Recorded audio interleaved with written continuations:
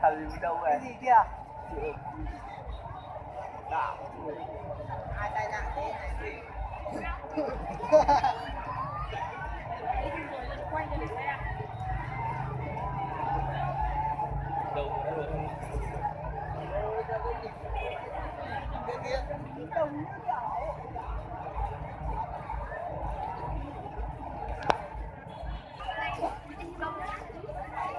Ông quay lại thôi.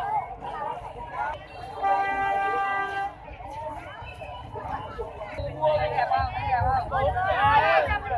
Mà anh mua được rồi. Ok, 200 đi. Giao lưu của em ổn rồi. Đúng rồi. Nào đi làm này. Đi là mình nhá. Làm mình sớm hơn mình.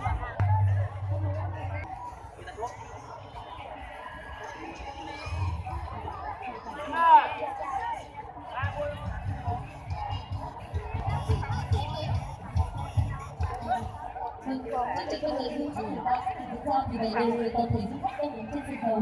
Chúng ta cần chưa các sự kiện bên dưới sân khấu để chương trình bắt đầu. Và một lần nữa các bạn sẽ là chương trình của ngày hôm nay.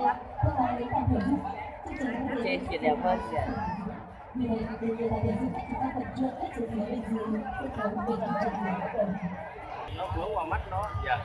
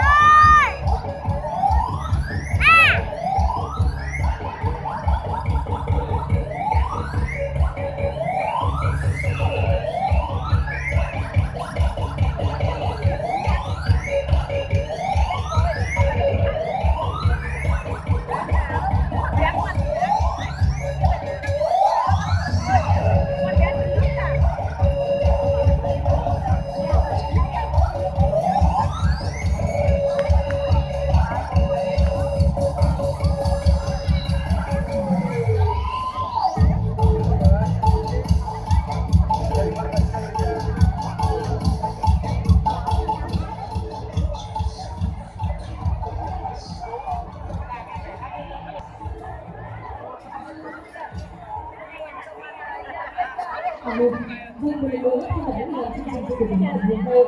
Các bạn đề nghị là thể du khách đang trên sân khấu chúng ta cần chưa các sự phía bên dưới sân khấu để chương trình được bắt đầu.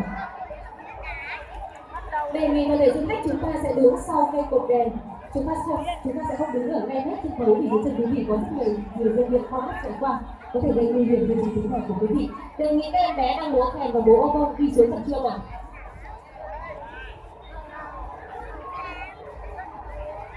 Vâng, và bây giờ hiện tại là tôi vẫn đang thấy du khách chúng ta vẫn đang ngồi trên bậc thềm. Một lần nữa đề nghị chúng ta lùi về phía sau cây cột đèn. Vâng, để cho các quý vị